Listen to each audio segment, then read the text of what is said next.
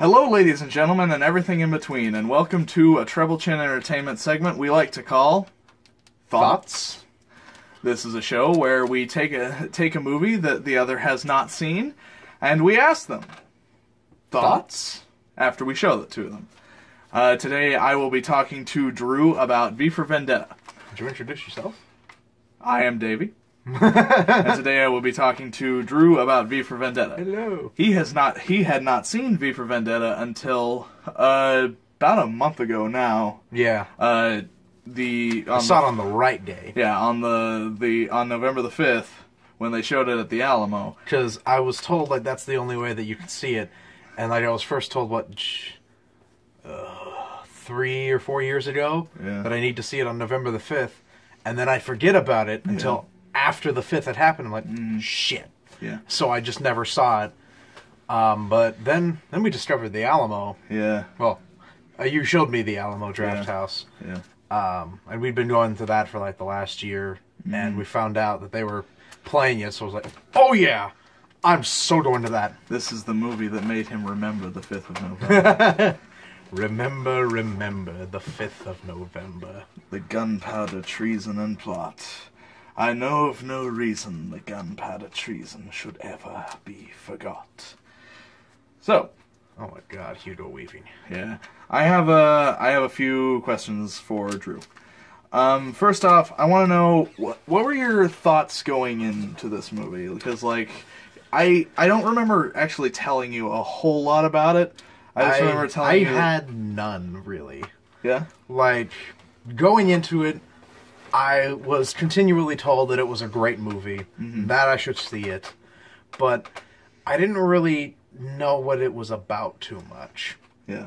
And, like, going in and seeing it made, like, I realized a little bit into it, like, this is a little bit, this is a little bit, like, future-wise here, but it also feels, like, very current day. And then Alan Moore does that very well. Yes, he does. In basically all of his things. And I at first like I really didn't know how to feel this movie and how it was. Because going into it, had no idea what it was about. They had the intro part where they explained what the 5th of November was. And it also kind of helped a little bit. The Alamo Draft House has this pre-show. Yeah, it tells you what Guy Fawkes Day is all about. If you don't know, Guy Fawkes Day is a day in which revolutionaries ran rampant throughout London in like the 1800s. And a man named Guy Fawkes tried to blow up Parliament because things were getting bad at the time because of the Industrial Revolution. Yeah, they were going to send a message basically, but he was stopped, and they made it a holiday to where they would burn a fire. But for the longest time, nobody knew exactly why, and eventually, as time went by. The story of Guy Fawkes was told, and so they began to start burning like a little Guy Fawkes doll, like a little mannequin, more like, with the mustaches. Yeah. So that was basically all that I had going into this movie, and so I had no expectations for this at all. And that's kind of the best way to go into V for Vendetta, because all I knew going in was that it was from the directors of the Matrix trilogy, so it was pretty. And that it was good. That is literally and that Hugo Weaving. Yeah. I didn't even know that at the time. He told me that it was Hugo Weaving, and I love Hugo Weaving because I almost said Elder Scrolls. Lord of the Rings and Red Skull from Captain America. Yeah. And like there were a few others at the time. Well, I've sort of seen The Matrix. I've seen most of the first. Yeah. And so that's like as much that's about as much as him as I've seen. But I know that he's awesome and I love him. Yeah. So, and I knew that he was in this and it was awesome. Yeah. What did you think of the world that they created? The world in it is very interesting. Like, it felt very, like, 1984, kind of. It is very derivative of that. But it also kind of felt... it also felt very much like ours right now. Yeah. To the point that it was kind of uncomfortable.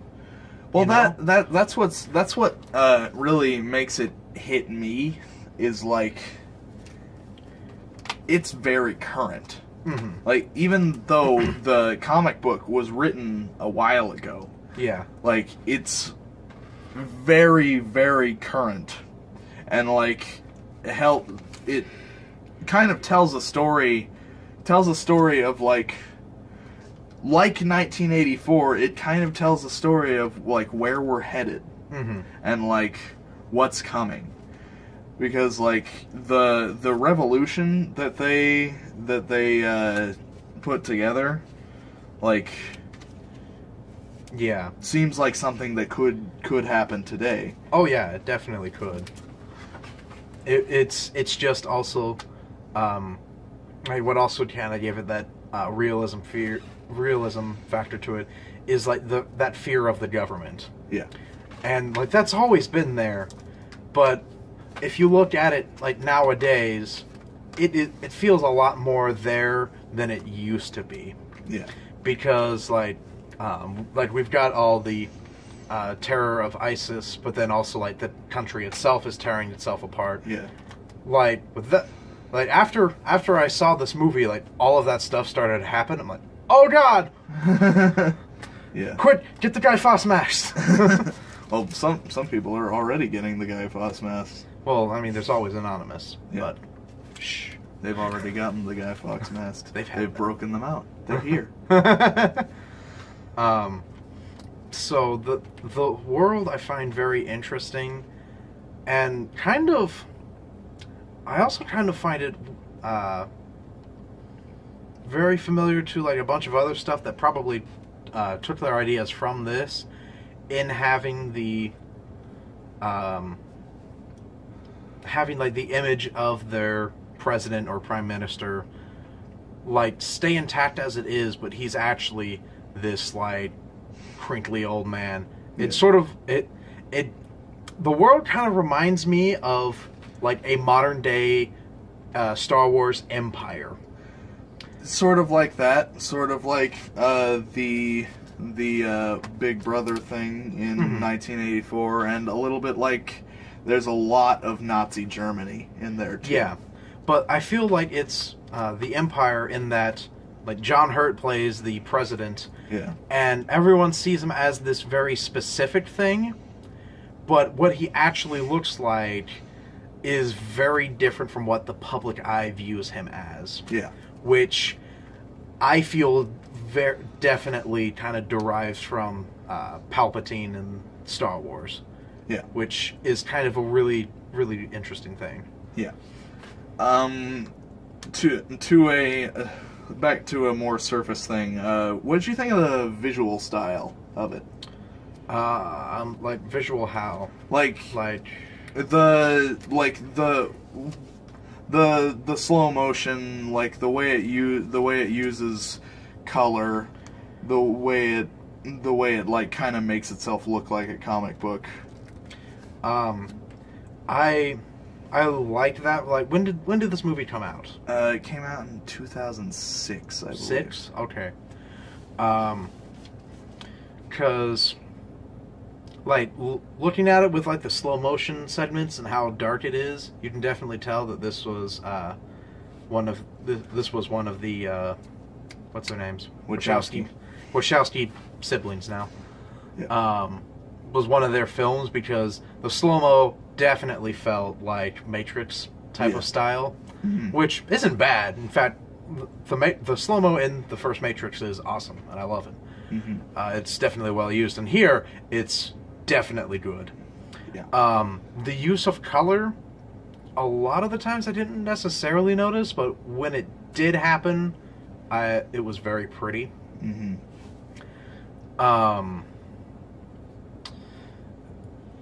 I don't know if this is on your list, but the fact that we never see Hugo Weaving's face and that he always has the mask on. Yeah.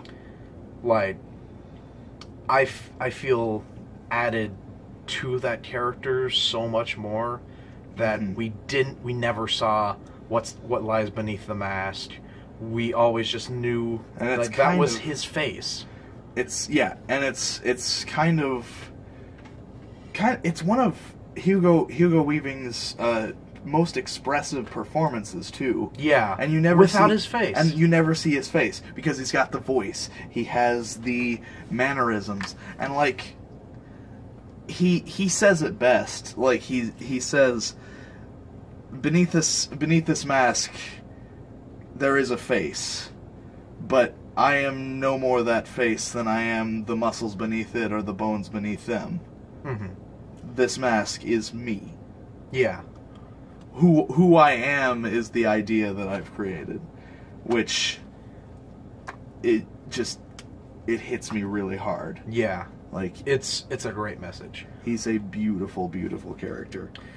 What did you think of the story overall? The story overall, I liked it. There were like a few, like towards like kind of the beginning, I felt like a little bit lost, but I feel that's kind of how you're supposed to be because you're kind of in the footsteps of Natalie Portman. Yeah. To where like she's kind of thrust into the story, has no idea what's going on, and that's kind of how we feel for a bit as well. All she wants to do is like get out of it, but at the same time she kind of wants to stay in it. Because getting out of it means maybe dying. Yeah. But staying in it also means maybe dying. Dying more. Well, dying worse. Yeah. So, like, and the story around it, I won't spoil for anyone who hasn't seen it because you need to see this goddamn movie. It's really good. Like, also made it feel very bittersweet. Because, like, there are just some parts that I'm sitting there like, no, you can't do this. You've made us feel. You can't do this movie. But they do it anyways, and I both love it and hate it. But it has to happen as well. Yeah. If you're smart enough to put one and one together, congratulations, you have made two. At the same time, I feel like I wanted to know more of the side stories of what was going on. Like, that's probably explained more in the comic book. Yeah, which would definitely make sense. Yeah. But like, there's a little girl that shows up every now and then in the movie, and she's just like an impressionable little girl. Yeah. And whenever V sends out all of the Guy Fawkes masks and capes and tells everyone to wear these, the next November the 5th, like, she decides that she kind of likes the Guy Fawkes ideal. Yeah. And she kind of goes by it, and she's one of the first active members that we see outside of the world. And I kind of wanted to see more of a story with her because she becomes a main plot point, and we don't really know her. Yeah.